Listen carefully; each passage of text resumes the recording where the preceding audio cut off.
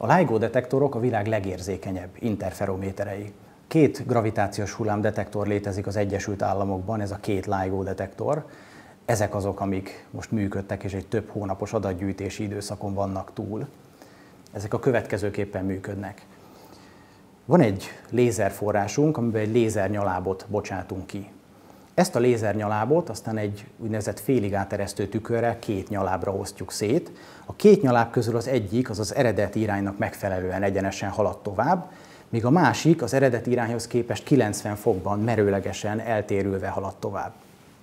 Ezután a két lézernyaláb 4 km hosszan egy-egy vákuumcsőben halad, míg nem elér az interferométer két úgynevezett karja végén egy-egy végpont tükröt, amely végpont tükrökről visszaverődik mind a két nyaláb. A visszaverődés után a két nyalábot ismét visszairányítjuk a félig áteresztő tükörhöz, ahol ez a két lézernyaláb egymással találkozik. Ha az interferométer karjai azonos hosszúságúak, a két lézernyaláb pont úgy találkozik egymással, hogy kioltják egymást. Hullámokról beszélünk, ezek a hullámok pont úgy érkeznek meg egymáshoz, hogy kioltás történik. Ha viszont egy gravitációs hullám áthalad ezen a detektoron, a végponttükröket, amik ingaként vannak felfüggesztve, megrázza, megváltoztatja az egymáshoz képesti távolságukat, a megváltozó távolság miatt pedig megszűnik a kioltás a lézernyalábok között, és ismét felfénylést látunk. És minél nagyobb mértékű felfénylést észlelünk, az azt jelenti, hogy annál nagyobb amplitúdójú gravitációs hullámokat észlelünk. Ezek a LIGO detektorok képesek kimérni azt is, hogyha a tükröknek a távolsága egy proton méretének 10.000 részével megváltozik.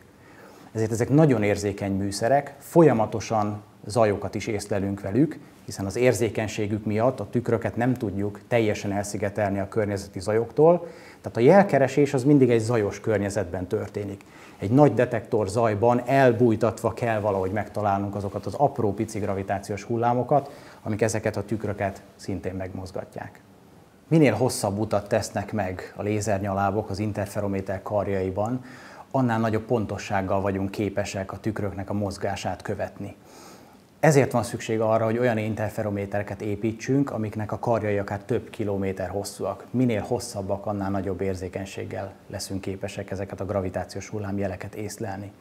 Úgyhogy a LIGO detektorok karjai éppen ezért 4 km hosszúak, amelyek egy interferométerhez képest óriásiak.